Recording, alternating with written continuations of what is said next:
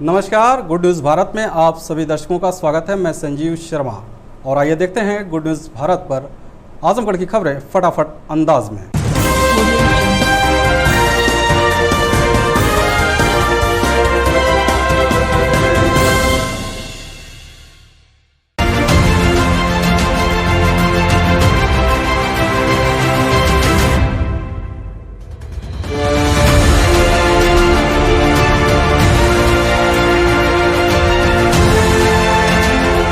आजमगढ़ जिले में 6 जून को आई जांच रिपोर्ट में 10 नए कोरोना पॉजिटिव मरीज मिले। सीएमओ ने की पुष्टि।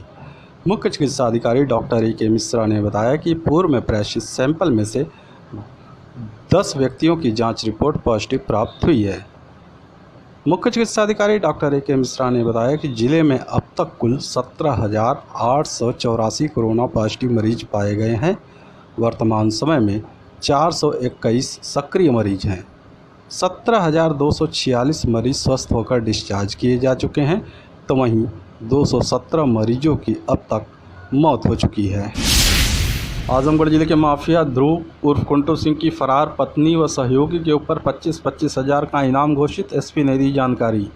पुलिस अधीक्षक सुधीर कुमार सिंह ने बताया कि टॉप 10 अपराधी व जनपद के कुख्यात अपराधी माफिया गैंग D11 के लीडर ध्रुव सिंह उर्फ कुंटू सिंह की पत्नी वंदना सिंह निवासी छपरा सुल्तानपुर थाना जियनपुर पर धोखाधड़ी व जालसाजी मामले में फरार होने के चलते 25,000 का इनाम घोषित किया गया है। तो वहीं कुंटू सिंह के सहयोगी फरार शातिर अपराधी शिव प्रकाश उर्फ प्रकाश निवासी सरदारपुर थाना मुबारकपुर पर भी 25,000 का इनाम घोषित किया गया है। एसपी ने बताया कि दोनों फरार अभियुक्तों की तलाश पुलिस ने तेज कर दी है। हर हर महादेव व फूल मालाओं के स्वागत के बीच मुबारकपुर थाना अध्यक्ष अखिलेश कुमार मिश्रा, चौकी प्रभारी कमल नयन दुबे व कांस्टेबल अभय नारायण यादव की विदाई शनिवार को बड़े धूमधाम से की गई। यह आयोजन थाना परिसर में संपन्न हुआ, जिसमें वक्ताओं ने 29 माह तक इनके द्वारा किए गए बेहतर कार्यों की प्रशंसा की और उनके कुशल नेतृत्व की सराहना की। वक्ताओं ने स्वागत के दौरान कहा कि इतने लंबे समय तक मुबारकपुर जैसे कस्बे में अपनी सूझबूझ के जरिए पुलिस विभाग के इन कर्मचारियों ने जनता के बीच जो पुलिस का विश्वास कायम किया, वह बहुत ही सराहनीय है। मौजूदा उपस्थित लोगों ने इनके बेहतर व उज्ज्वल भविष्य की कामना की। थाना अध्यक्ष अखिलेश कुमार मिश्र ने कहा कि मुबारकपुर की जनता का जो प्यार और सहयोग मिला, ऐसे कार्यकाल को अपनी नौकरी में वह यादगार समझेंगे। उन्होंने कहा कि काम के दौरान उनके किसी से वैचारिक मतभेद भले ही रहे हों, लेकिन उन्होंने कोई ऐसा काम नहीं किया जिससे वो कोई उंगली उठाए। मुबारकपुर में कार्य के दौरान कई बार कठिन परिस्थितियों से गुजरने का अवसर मिला, लेकिन वह कभी विचलित नहीं हुए। उन्होंने मदारपुर इब्राहिमपुर में हुए तिहरे हत्याकांड सहित कई घटनाओं का जिक्र किया, जिसमें चौकी प्रभारी कमल नयन दुबे के कार्यों की सराहना की। चौकी प्रभारी रहे कमल नयन दुबे ने भी मुबारकपुर के जनता का आभार जताया। कमल नयन दुबे ने थाना अध्यक्ष अखिलेश कुमार मिश्रा के साथ किए गए कार्य की भी प्रशंसा की। कांस्टेबल अभय नारायण यादव के कार्यों को भी लोगों ने याद किया। सभी ने एक दूसरे के साथ बेहतर सामंजस्य को यादगार बनाया।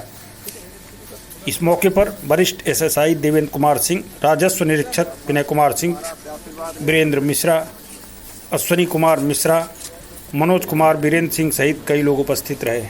मऊ जिले के औसतपुर गांव के पास कार व बाइक में टक्कर हादसे में आजमगढ़ निवासी बाइक सवार एक युवक की मौत, दूसरा गंभीर। पुलिस ने शव को पोस्टमार्टम के लिए भेजा।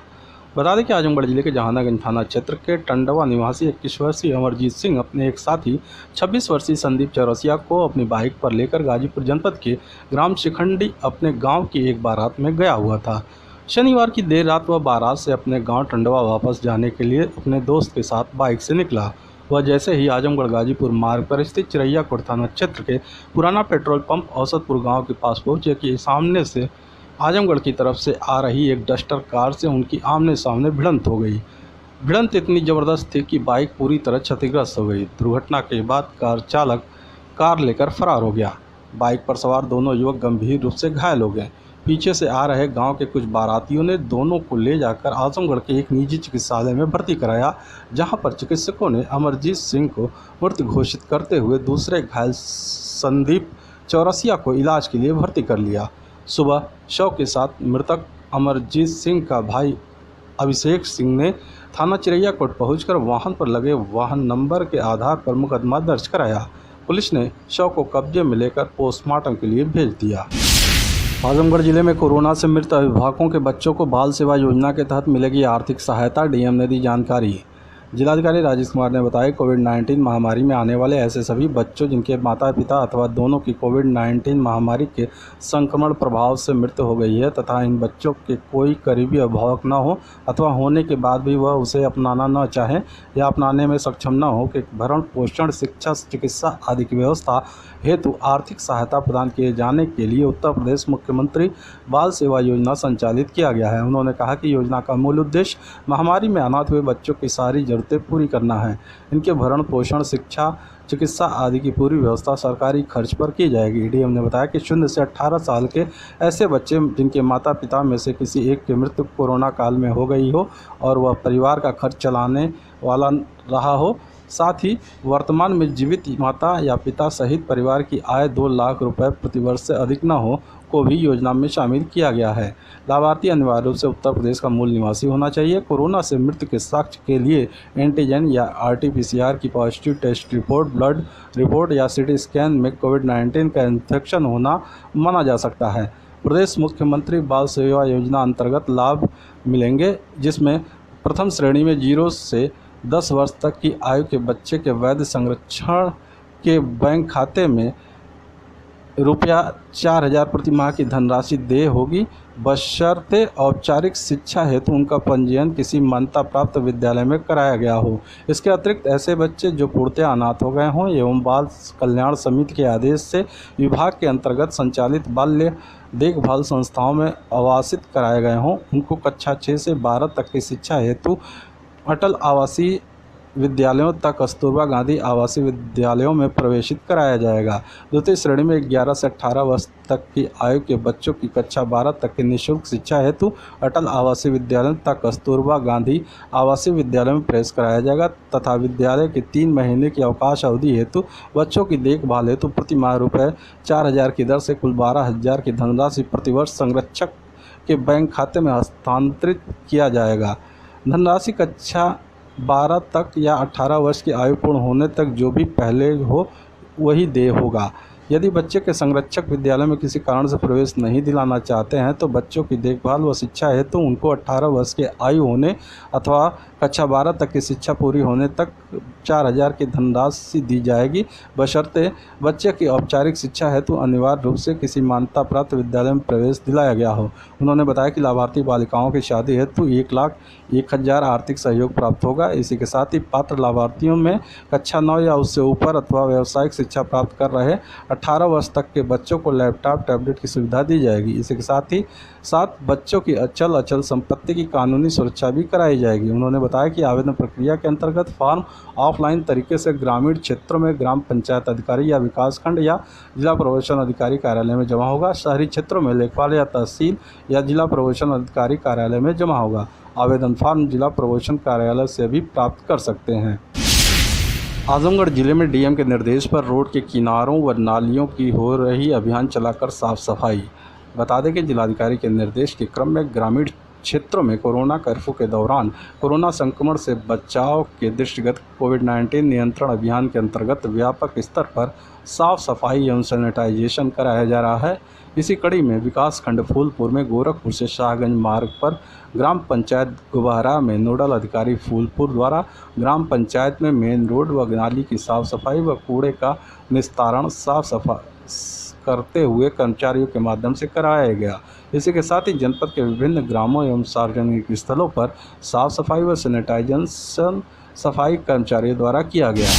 आजमगढ़ जिले में ब्लॉक प्रमुख चुनाव के लिए समाजवादी पार्टी ने 10 ब्लॉकों पर अपने समर्थित प्रत्याशी की घोषणा की। जिलाध्यक्ष ने दी जानकारी।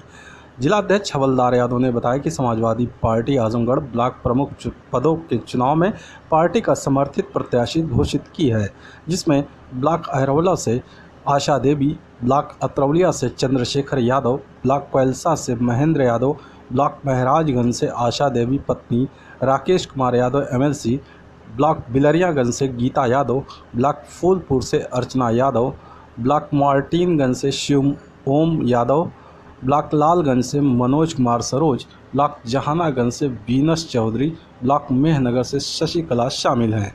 जिलाध्यक्ष हवलदार यादव ने कहा कि अधिकांश ब्लॉकों में प्रमुख पदों पर सपा सफलता हासिल करेगी। आजमगढ़ जिले में कई थानों की पुलिस ने शांति भंग में 41 लोगों का किया चालान। एसपी ने दी जानकारी। पुलिस अधीक्षक सुधीर कुमार सिंह ने बताया कि जिले में शांति व्यवस्था कायम रखने के लिए अपराध व अपराधियों के खिलाफ चलाए जा रहे अभियान के क्रम में आजमगढ़ जिले के कई थानों की पुलिस ने शांति भंग की आशंका में 41 लोगों के खिलाफ सीआरपीसी की धारा 151 के तहत चालान किया है। एसपी ने बताया कि शांति व्यवस्था बनाए रखने के लिए पुलिस आगे भी कार्रवाई करती रहेगी। आजमगढ़ जिले के अतरौलिया क्षेत्र की रहने वाली महिला ने नाबालिग पुत्री से छेड़खानी करने का लगाया आरोप। एसपी से कार्रवाई की मांग की। पुलिस अधीक्षक कार्यालय पहुंची अतरौलिया थाना क्षेत्र के एक गांव की रहने वाली महिला ने बताया कि उसकी पुत्री बीते 3 जून को लघुशंका के लिए जा रही थी कि उसी बीच गांव का रहने वाला युवक उसके मुंह में कपड़ा ठूंसकर पोखरे पर उठा ले गया। जब उसने विरोध किया तो जान मारने की नीयत से उसे तालाब में फेंक दिया। शोर मचाने पर आसपास के लोग इकट्ठा हुए और पुत्री को घर लाए। इस बात की शिकायत लेकर जब वह मुकामी थाने पहुंची तो पुलिस ने फर्जी बताकर कोई कार्रवाई नहीं किया। पीड़िता ने एसपी को शिकायती प्रार्थना पत्र देकर आरोपी युवक के खिलाफ कार्रवाई किए जाने की मांग की है। मेरी 15 साल की लड़की है। 3:30 बजे रिंकू नाम का लड़का था, बाथरूम करने उठा थी मेरी लड़की। पीछे से उसको कपड़े में क्या लगा के ठूस दिया उसके मुंह में। वो बेहोश हो गई। उसको पीठ पे लाद के ले जा के पोखरे किनारे तालाब के किनारे उसको छेड़खानी करने लगा। कपड़ा निकाल के उसको कुछ होश वहाँ आने लगा। जब कपड़ा निकाला तो ये छेड़खानी करने लगा, तो ये विरोध करने लगी। उसको मार पीट के पोखरे में जब ढकेल दिया तालाब में तो इसको पूरा होश आ गया। तो वहाँ से चिल्लाने लगी कि बचाओ बचाओ बचाओ। तो उसके पास के गांव में एक आदमी थे, उसने सुना तो आवाज़ लगाए तो मेरे बेटी को निकाल के 4-5 लवंडे मिल के निकाल के मेरे घर पे ले आए हैं। तुम कैसे सो रही?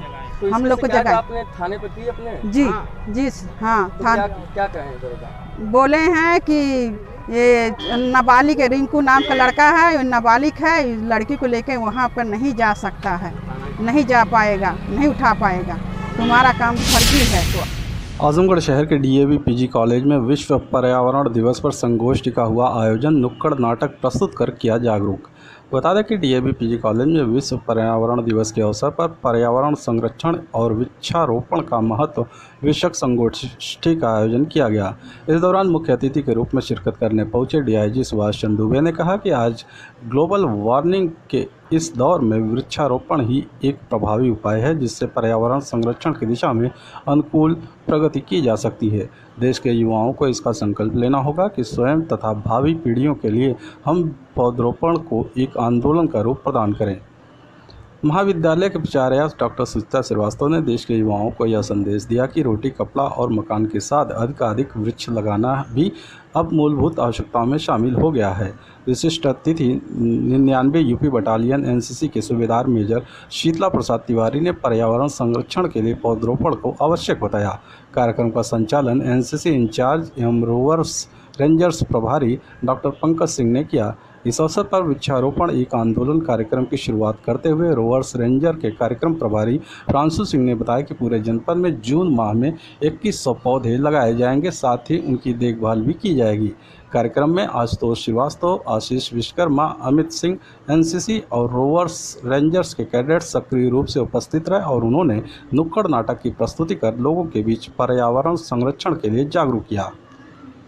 आज पर्यावरण दिवस के अवसर पर जो है हमारे डीआईजी साहब के मुख्य आतिथ्य में एनसीसी रोवर्स रेंजर्स के बच्चों ने, एनसीसी प्रभारी डॉक्टर पंकज सिंह जी ने, हम लोगों ने वृक्षारोपण का कार्यक्रम और एक संक्षिप्त गोष्ठी और एक छोटा सा नुक्कड़ नाटक रखा था, जिससे बच्चों के बीच में थोड़ा सा इस समय जो है जन जागरूकता लाना जरूरी है। इस पेंडेमिक के माहौल में ये छोटा सा प्रोग्राम रखा गया था कोरोना प्रोटोकॉल को देखते हुए। खबरों में समय है एक ब्रेक का। आप देखते रहिए गुड न्यूज़ भारत।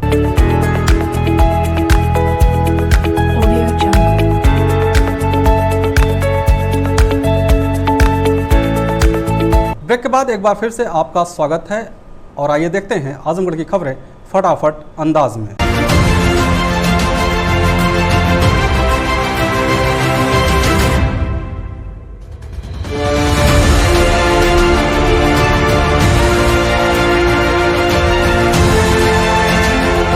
राजकीय इंजीनियरिंग कॉलेज नागपुर में संस्थान के निदेशक प्रोफेसर बीके त्रिपाठी द्वारा ग्रीन कैंपस मिशन का शुभारंभ किया गया। मुख्यमंत्री योगी आदित्यनाथ की संकल्पना अनुरूप राजकीय इंजीनियरिंग कॉलेज नागपुर में संस्थान के निदेशक प्रोफेसर बीके त्रिपाठी द्वारा ग्रीन कैंपस मिशन का शुभारंभ सघन पौधरोपण के साथ संस्थान परिसर में किया गया।